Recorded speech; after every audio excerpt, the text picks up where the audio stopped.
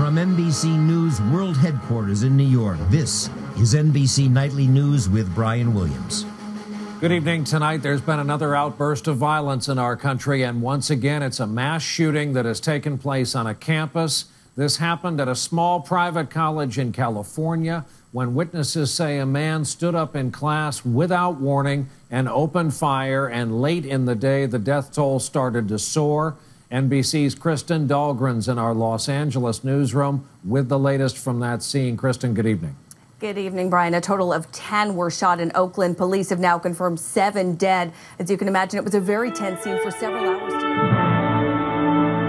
This is the CBS Evening News with Scott Pelley. Good evening. There are at least 7 dead, 3 wounded tonight after a shooting in a small California religious university. Oakland police say they have a suspect in custody.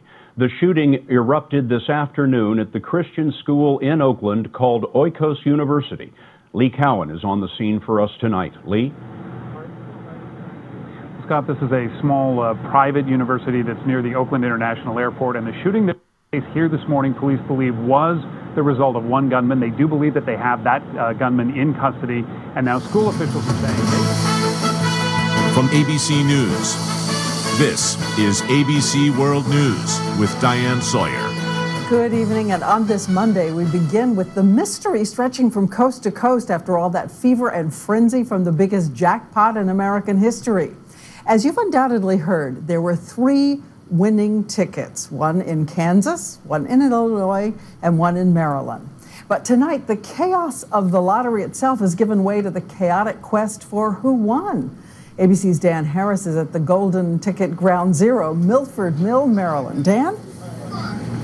Well put, Diane. Good evening to you. Behold, this is the machine that spit out one of those 3 lucky winning tickets. But tonight, the mystery, we have no...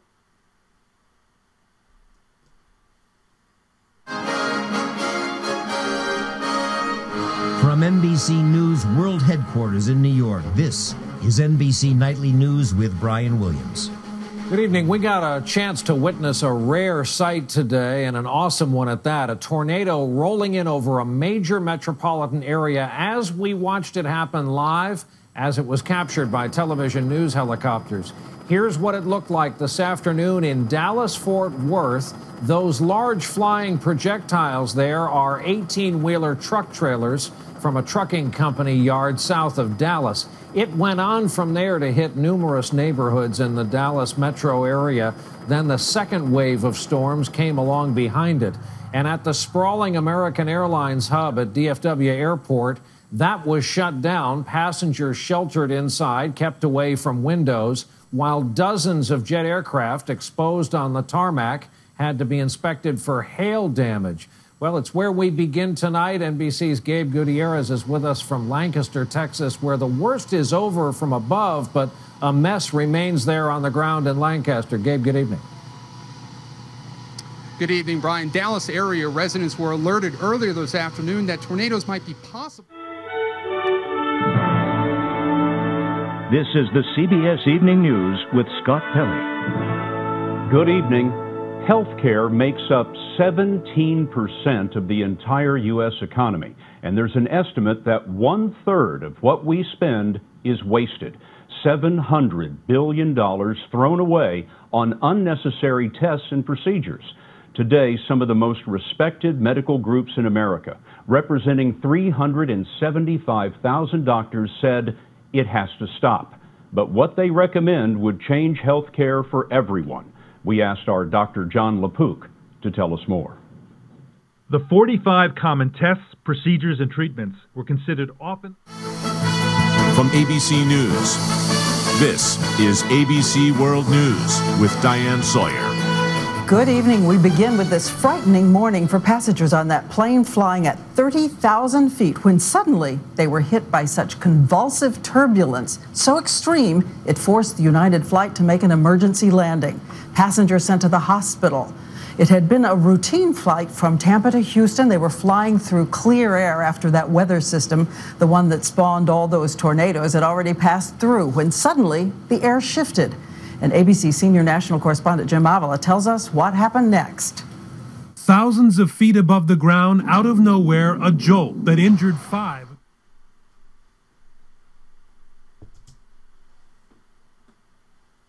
On the economy, that all-important jobs picture, employers adding 120,000 new jobs this last month.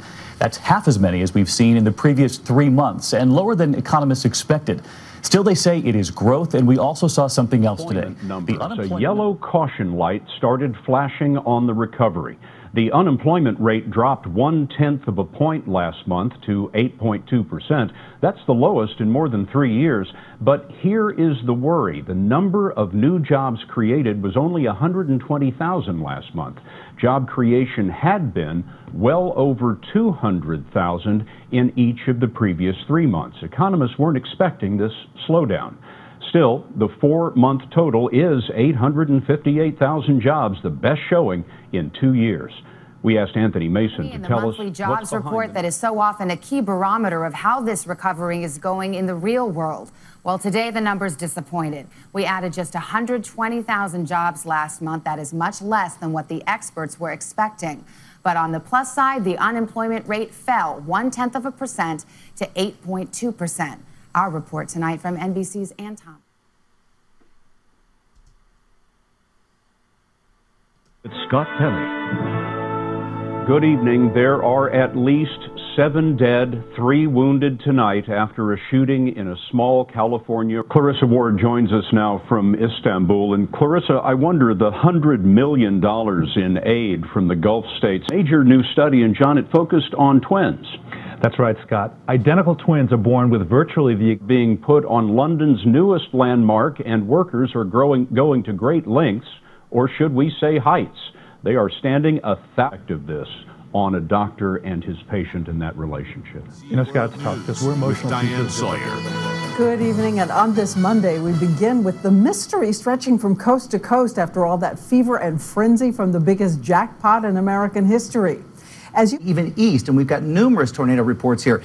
The folks that are involved in Arlington, Lancaster, Kennedale, Forney, some of the worst hit areas, that's about 500,000 people, about 500. As we rate those results this evening, we wanted to let you know that already we know 8 in 10 Good evening. It was an incredible sight, in part because we could see it live from a helicopter we watched as tornadoes. Tonight, how everyone made it out alive, and the story behind those unforgettable airborne images. And frankly, we're all going to be a lot healthier for it, Brian. It's an idea we may have to get a hold of in this country. Nancy, thank you. As always.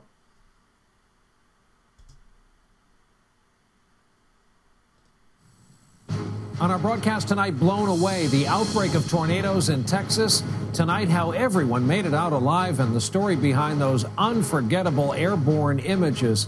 How can a storm do this? Too many tests. Big health news tonight. The routine medical tests doctors say you don't need, and how this news could change the American checkup. Teed off. Will a woman be admitted to the home of the Masters? How about a prominent woman who runs one of the best-known companies in the world?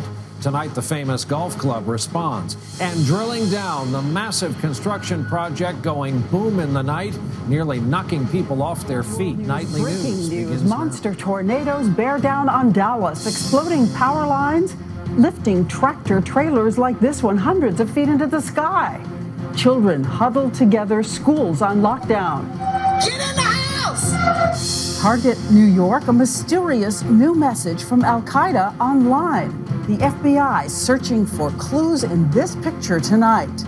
Big change, what the government did today that will help consumers know if their ground beef at the supermarket contains that filler critics call pink slime.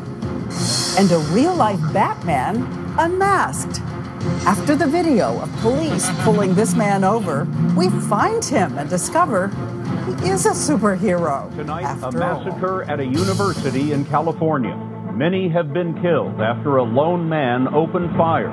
Lee Cowan is at the scene. The president predicts how the Supreme Court will rule on his health care law. Norah O'Donnell is at the White House.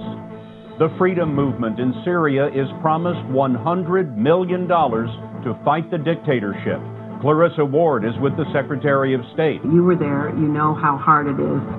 And your family's history revealed. Anthony Mason reports the Census Bureau has put your relatives online as they were in 1940. Now, this is your family down here.